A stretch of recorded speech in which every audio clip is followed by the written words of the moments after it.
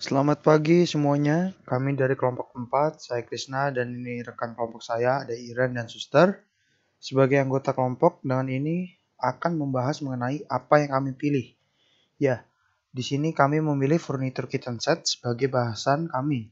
Pada bab 2 ini, presentasi ini akan membahas mengenai aspek pasar dan pemasaran usaha furniture kitchen set menggunakan HPL dan multiplex. Langsung saja.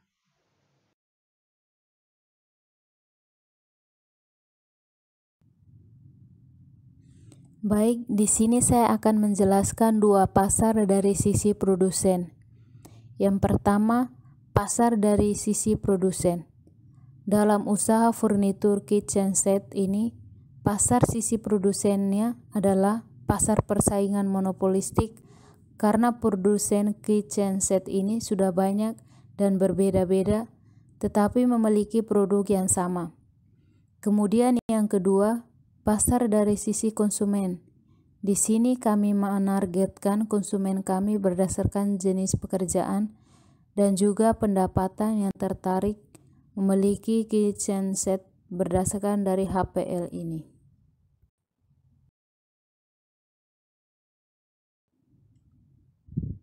Kemudian selanjutnya saya akan menjelaskan bagaimana mengukur dan meramal permintaan. Untuk mengetahui ini, kami akan melakukan survei terlebih dahulu. Untuk sementara ini belum ada. Maka kami minta maaf sementara hasil dari mengukur dan meramal permintaan belum tercantum.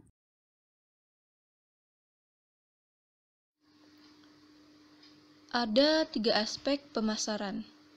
Yang pertama, segmentation, targeting, and positioning. Yang kedua, situasi persaingan di lingkungan industri. Dan yang ketiga, sikap perilaku dan kepuasan konsumen.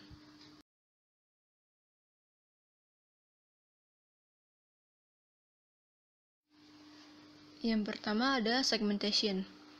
Segmentasi pasar terbagi menjadi 3, yaitu ada perilaku. Di sini, kami menargetkan konsumen berdasarkan pendapatan dan juga pekerjaan dan ketertarikan mereka dalam memiliki dapur yang indah. Lalu, demografis. Dari segi demografis ini, kami memilih berdasarkan jenis pekerjaan dan juga pendapatan di daerah Yogyakarta. Dan yang terakhir, psikografis. Kami menargetkan kepada konsumen yang berada di kelas menengah dan kelas atas yang tertarik untuk membeli atau membuat furniture kitchen set ini.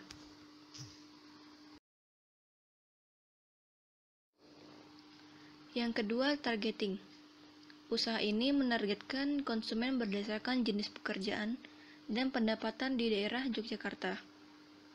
Konsumen ini juga tertarik dengan keindahan dari furniture kitchen set ini untuk hunian rumahnya, terutama dapur.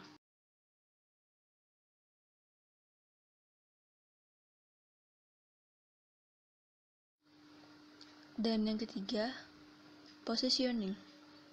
Usaha furniture kitchen set ini dengan menggunakan multiplex dan HPL yang dimana akan mempercantik dan menambah nilai fungsional dalam setiap sudut ruangan rumah Anda, terutama bagian dapur.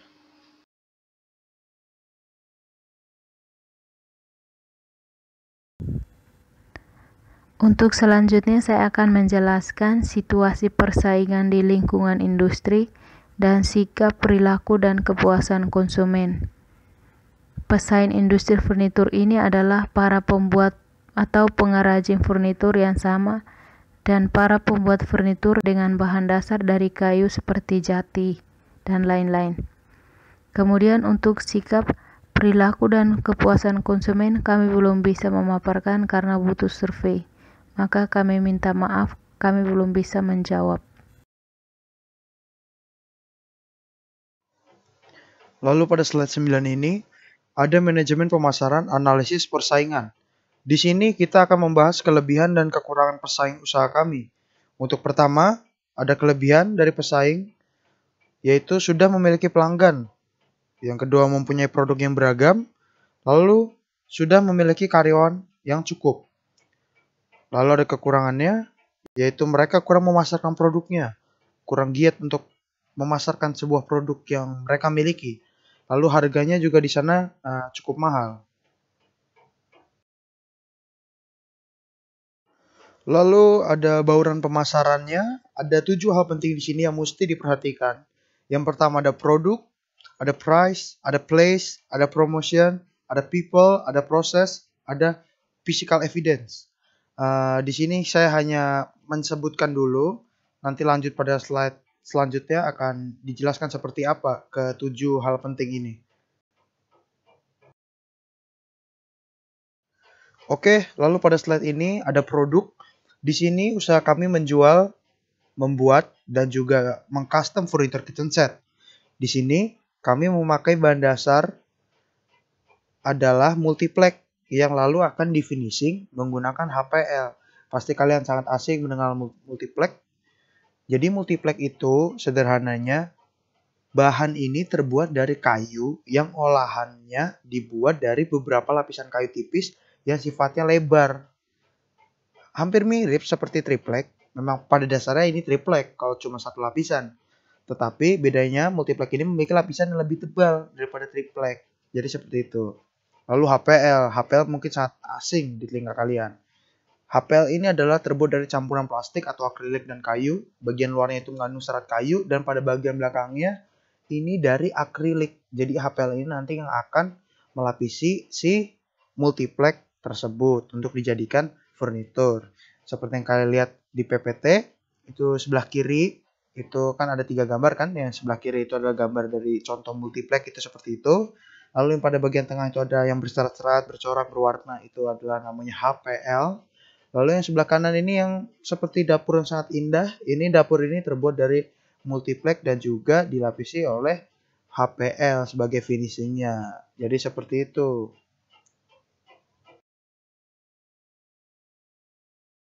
Lalu untuk pada slide yang ini pasti kalian menanyakan kan price itu berapa sih, harga itu berapa sih? Harga di sini beraneka macam seperti yang Anda lihat di PPT tersebut.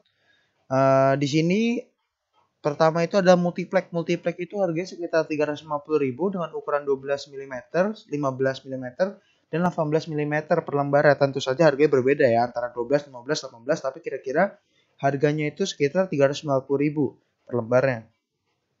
Lalu ada di sini ada HPL Solid Color. Di sini harganya 100.000 sampai dengan 200.000 per lembarnya. Di sini adalah salah satu jenis HPL yang murah.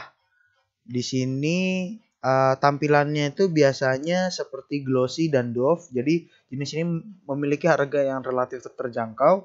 Ini memiliki warna yang biasa saja gitu, yang seperti warnanya cerah, ada berani seperti warna merah biasa, kuning dan lain-lain seperti itu.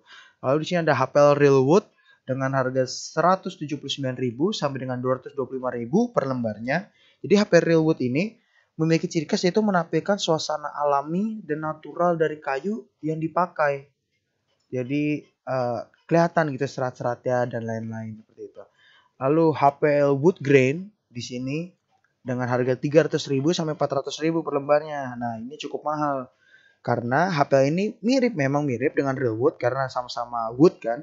Jadi yang membedakan di sini adalah gradasi dari warna kayu. Jadi wood grain ini lebih kalau misal kalian pegang itu jadi gradasi serat-serat kayunya tuh agak-agak timbul. Beda dengan real wood. Kalau real wood sama seperti teksturnya sama seperti HPL yang biasa saja, yang nggak ada timbul-timbulnya. Beda di wood grain ini gradasinya tuh kelihatan dan juga timbul seperti itu. Makanya dia menghasilkan harga yang cukup tinggi di sini. Lalu ada HPL Special Feature. Di sini harganya 336.000 sampai 450.000 per lembarnya. Kenapa yang ini mahal? Karena Special Feature ini banyak motifnya. Di sini banyak coraknya, warnanya juga berani dan juga modern. Jadi ada motif-motif seperti bunga, seperti hewan dan lain-lain. Seperti itu untuk special feature. Lalu di sini untuk kami memasang biaya untuk semua jadi dan juga finishing itu kami membandrol harganya 2.500.000 itu untuk per meternya. Jadi semisal per meternya ada 6 kali 16 gitu semisal, ya udah tadi 6 kali 16 itu berapa, nanti dikalikan dengan 2.500.000 ini. 2.500.000. Seperti itu. Untuk harganya, silahkan saja yang ingin berminat untuk membuat. Lalu pada slide ini terdapat 4 hal penting juga dari lanjutan yang di atas.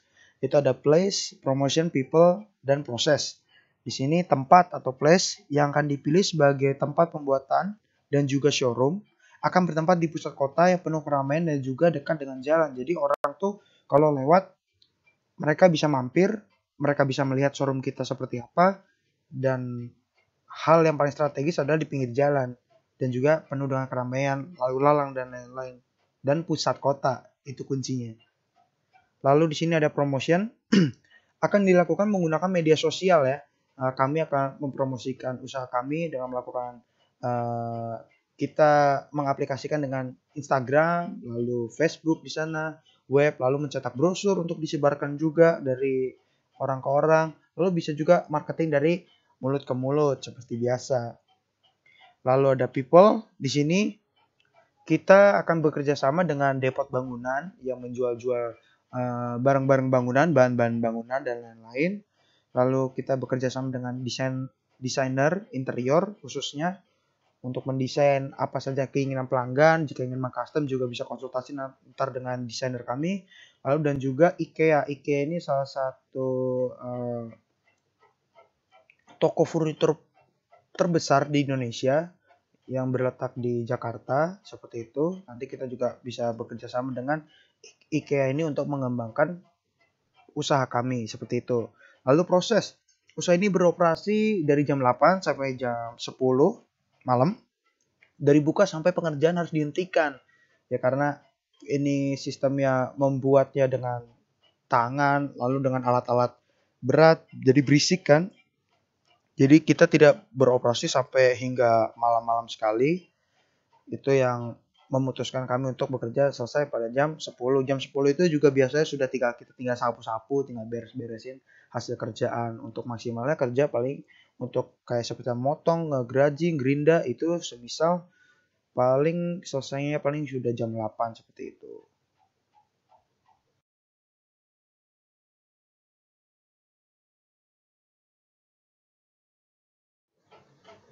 Ya, lalu pada physical evidence, di mana di sini kami ingin membangun usaha kami seperti pada gambar di PowerPoint yang seperti yang Anda lihat ini.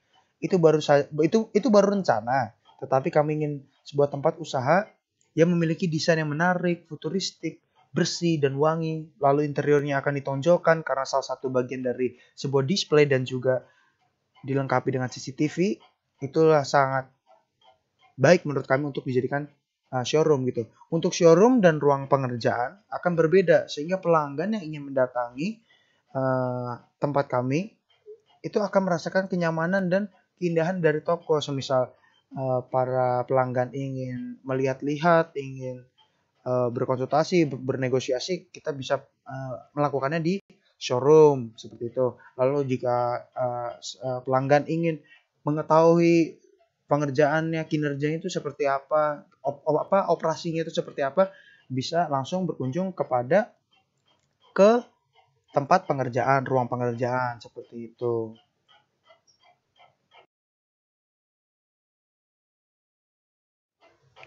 Ya, terima kasih atas perhatiannya. Kelompok kami mengucapkan maaf jika ada salah kata atau suara yang tidak jelas. Selalu jaga kesehatan. Selamat pagi.